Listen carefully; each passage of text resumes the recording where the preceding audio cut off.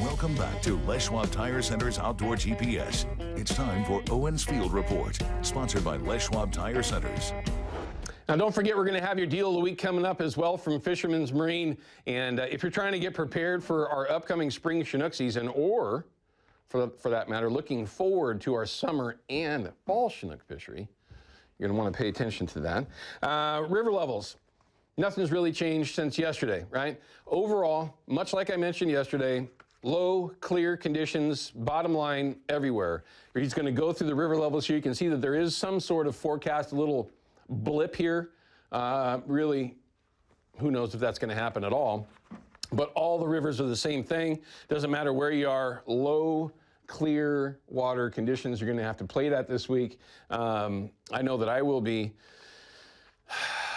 And like I mentioned yesterday, fishing 8-pound and you hook a good one, it's over. I mean, really, if you land the fish, it's just luck. 8-pound and you get a good one, and that's what really got me this week. But it's just one of those things. You're going to have to be prepared for that. And listen, don't think that if you're going to be chasing steelhead this week that you got to go down that far. There's lots of different things that you can do, but that's what I'll be doing. I'll be throwing beads and 8-pound in air water, gin clear water. Don't forget, though, send an email to Jason over at Procure. He'll set you up. If you win, it's a weekly winner from Procure. This one, again, is set up for winter steelhead, but for that matter, it can be used for anything. And as we go forward, we get closer to spring Chinook season, we'll see if we can talk Steve and Jason into a little bit more of a salmon slanted prize pack.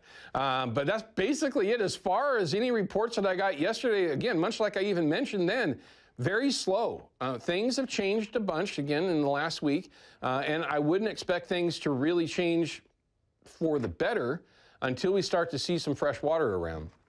And it could come in any number of ways, right? We could get some rain that just puts a little bit of stink in the rivers, or we get some snow and it warms up a little bit and melts off, which then puts stink in the river, and the fish might make their way up. But I'm hoping that with Katie, she's going to have something different than yesterday, but I don't really think it's changed much. I guess really my big question would be, Katie, anything in the long term that shows a bunch of moisture? Not really. Everything's still that split flow that keeps us pretty mild. I mentioned this a week or so ago that when you're in an El Nino, things start to weaken as you go into March. So we're not saying the chance is like completely impossible.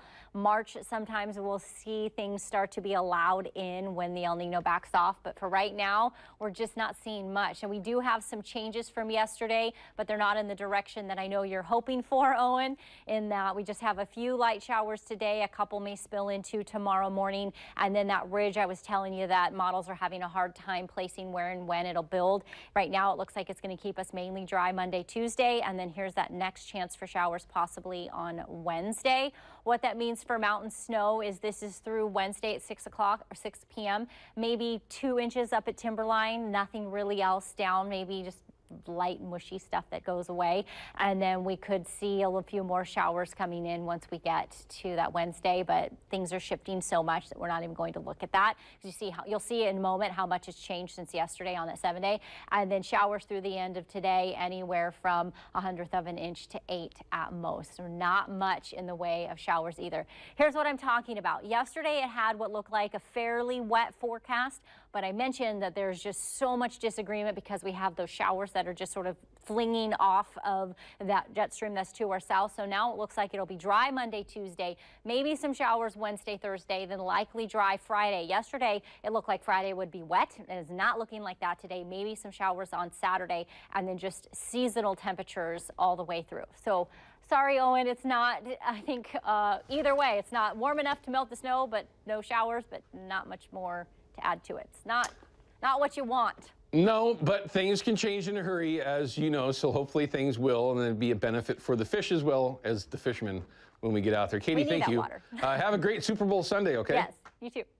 All right, everyone, we do have a call on the line, so we're going to try to get that in here before we wrap things up. We've got Dwayne from Longview. He's got a question about sturgeon fishing. Dwayne, you're up on the air right now, Dwayne. What's going on? What's your question for everyone? The question is, few months ago, I talked to you about opening sturgeon. Have you heard anything about sturgeon now? No, I have not gotten any dates. I haven't heard any changes when you're referring to a retention season for sturgeon. My best advice is you do live up in Washington, but you can also use the Oregon or ODFW's website or Washington Department's Fish and Wildlife website. They always have recent changes or current updates. You can actually go on there and they'll send those to your email. Or you can just routinely go back to the website and check those and see if they've made any updates. But as of now, I have not seen any dates for a retention season for sturgeon.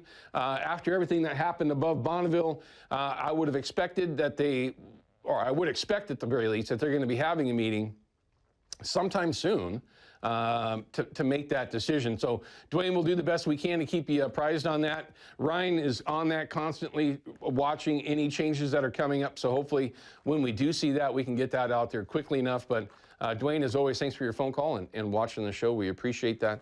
All right, everyone, we're going to cut to a break. A little bit of rapid fire here for a reason, and you're going to find out why. When we come back, I've got Charles Lose. He's the ocean coach here in the studio. We're going to talk about the upcoming Saltwater Sportsman Show, and I've already mentioned it, but I'm going to do it again.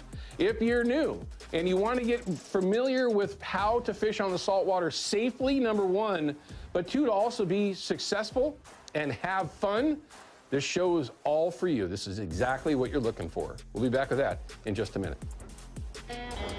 Outdoor GPS is brought to you by P-Line, because we fish, by Hawken Fishing, perfection in fishing gear, and by Haxton's Canvas and Upholstery, the trusted name of the Pacific Northwest.